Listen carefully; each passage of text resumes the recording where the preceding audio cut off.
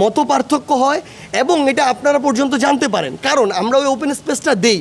গণভবন থেকে যেই কথা আসবে ওই কথা পুরো বাংলাদেশ মাথা নিচু করে মেনে নিবে। হ্যাঁ, সবচেয়ে মজার বিষয় হচ্ছে মানে আমাদের কাছে মনে হয় আর কি, আমাদের রাজনৈতিক দলের সবচেয়ে বড় শক্তিমত্তার জায়গা হচ্ছে এটা, যে আমাদের ভিতরে মানে কোনো পীর নাই, যেই পীর কোনো একটা কথা বললে ওইটা অবনত মস্তকে সবাই মেনে নিবে। গণভবন থেকে যেই কথা আসবে ওই কথা পুরো বাংলাদেশ মাথা নিচু করে মেনে নিবে। বরং আমাদের ভিতরে এই পাওয়ার প্র্যাকটিসের যে একটা জায়গা, পলিসি মেকিংয়ের জায়গা, এই জায়গায় নিজেদের ভিতরে দর কষাকষি হয়, মত পার্থক্য হয় এবং এটা আপনারা পর্যন্ত জানতে পারেন, কারণ আমরা ওই ওপেন স্পেসটা দেই। এটাই হচ্ছে আমাদের দলের ভিতরে ডেমোক্রেসির যে চেষ্টা বা ডেমোক্রেসির যে এনভায়রনমেন্ট, সেটা আমরা আপনাদেরকে একটা জিনিস ক্লিয়ারলি বলে দিই। আমাদের ভিতরে এই মত পার্থক্য অভ্যুত্থানের শুরু থেকে এই ডিসিশন মেকিংয়ে আমরা এই ডিসকাশনে যাইতাম।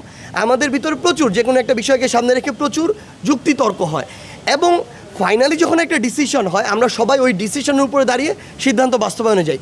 একইভাবে এই রাজনৈতিক দল গঠনের একটা প্রক্রিয়া, এই জাতীয় নাগরিক কমিটি কিংবা বৈষম্য বিরোধী ছাত্র আন্দোলন এমন একটা প্ল্যাটফর্ম যেখানে ফ্যাসিস্ট বিরোধী আন্দোলনের সকল স্টেক হোল্ডার আছে। এখানে এমন অনেক মানুষ আছে যারা বিভিন্ন ঘরানায় রাজনীতি করতো, এখন তারা এই প্ল্যাটফর্মে এসেছে নতুন বাংলাদেশের চিন্তাকে সামনে রেখে।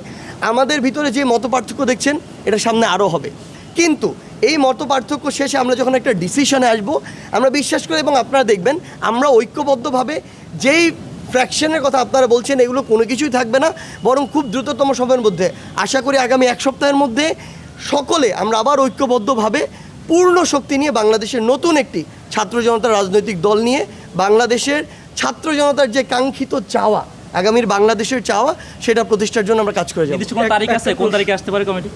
আমরা তো আশা করছি ফেব্রুয়ারি 28 তারিখের মধ্যে, বাট হয়তো এটা